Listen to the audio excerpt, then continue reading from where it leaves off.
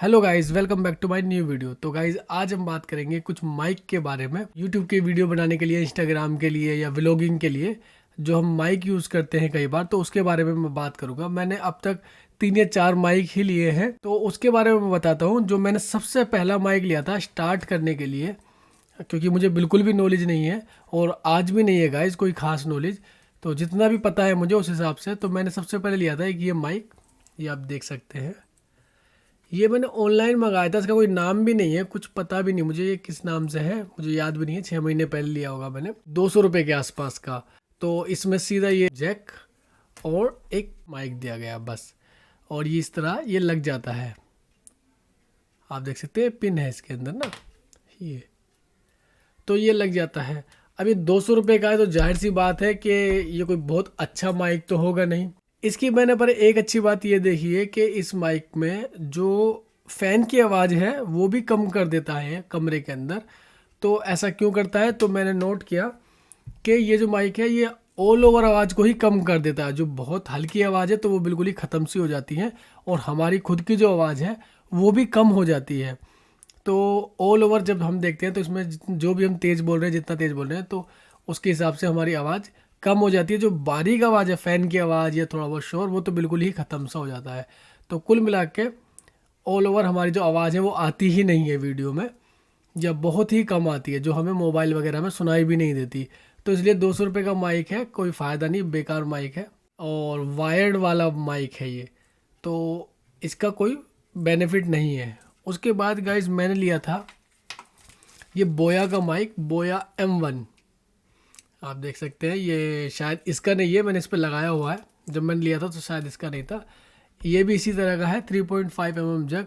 और गाइस इसकी जो वायर है बहुत लंबी है। इसको मैंने लपेट के छोटा किया हुआ है, एक साथ इकट्ठी करके छोटा कर दिया है, क्योंकि इतनी लंबी वायर को संभालना बड़ा मुश्किल हो जाता है। तो इसकी एक अच्छाई ये है गाइस कि इसमें आवाज़ बहुत अच्छी आती है। नॉइज़ कैंसिलेशन तो नहीं करती है, लेकिन जो भी हमारी आवाज़ है वो बहुत शार्प और क्लियर आती है, जैसा भी हम बोलते हैं। लेकिन नॉइज़ कैंसिलेशन का इसमें कोई ऑप्शन नहीं है। और ये मैंने 700 रुपये के आसपास का लिया था। अब इसकी नुकसान ये है कि इतने बड़े वायर को लेकर कहाँ घूमोगे, क्योंकि कभी कोई बच्चा घर में छोटा है वो अड़ जाता है, या कोई खींच लेता है, कहीं जगह अड़ जाता है। तो इसके साथ भी मुसीबत ही है, प्रैक्टिकल नहीं है, मैंने देखा है। क्योंकि बहुत लंबा वायर है, इसको आप कहाँ तक लेकर घूमोगे। और आप ले तो लोगे इसको, लेकिन उसके बाद समझ में आएगा कि इसका कोई समझदारी नहीं है, क्योंकि जो वायर है पूरा लंबा फैल जाता है ये। या तो इसको ऐसे बांध लो, छोटा सा कर लो। तो ठीक है, अगर आप शुरू कर सकते हैं और अपना कोई वीडियो वगैरह बनानी, तो ठीक है, आवाज़ थोड़ी सी साफ़ आती है, क्लियर आती है। बाकी मुझे भी इतनी कोई ख़ास मज़ेदारी नहीं लगी। लेने के लिए ठीक था, पर बाद में लगता है कि इसको कौन खोलेगा, कौन लगाएगा, तो इस चक्कर में ये रखा ही रह जाता है। उसके बाद गाइस मैंने लिया था एक ये ग्रेनारो का वायरलेस माइक है। ये दो तो मेरे वायर वाले थे, और अब की बार मैंने वायरलेस माइक लिया। ये 600-700 रुपये के आसपास का था, जो मुझे ध्यान है 600 रुपये का होगा शायद।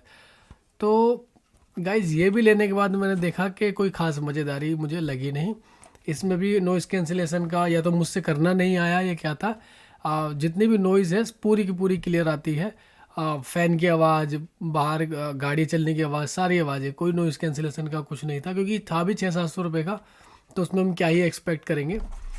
तो इसके अंदर इस तरीके से डाटा केबल आई थी, एक इस तरह से माइक आया था जिसको आप अपने शर्ट में लगा सकते हैं इस तरीके से, और एक ये कनेक्टर आया था जो मोबाइल में लग जाता है, और इसके साथ ये कनेक्ट हो जाता है इस तरीके से। इसको जो लाइट है वो मोबाइल से मिल जाती है, और ये बैटरी से चार्ज होता है।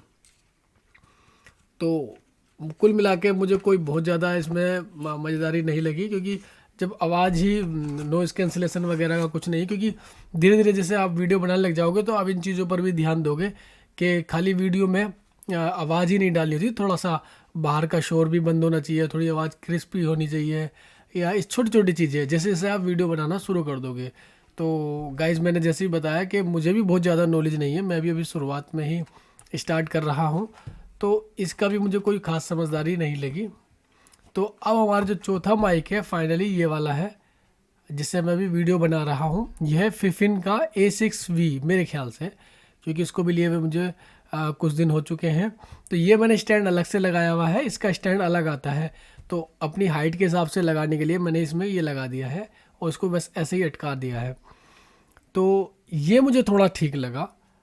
इसमें जो आवाज़ है वो ठीक ठाक आती है, जो उससे कि आप अभी आवाज़ सुन रहे हो। और लेकिन ये थोड़ा महंगा है, ये तो 200 500 700 के थे, ये मैंने 2500 के आसपास का लिया था। लेकिन फिर भी इनसे बहुत बेहतर है। पर इसके एक नुकसान ये है कि इसको आप एक ही जगह बैठकर बना सकते हैं, इसमें वीडियोस को आप इधर उधर ले जा नहीं सकते।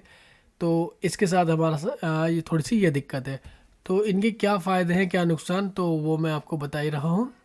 और इसमें एक अच्छा ये है कि इधर इधर की आवाज़ों को कम लेता है, सिर्फ ये वाली जो आवाज़ है ये वाली यहाँ से लेता है ये आवाज़, तो इधर की नहीं लेता। तो थोड़ा सा जो नॉइज़ कैंसिलेशन है वो अच्छा कर लेता है, ठीक ठाक कर लेता है।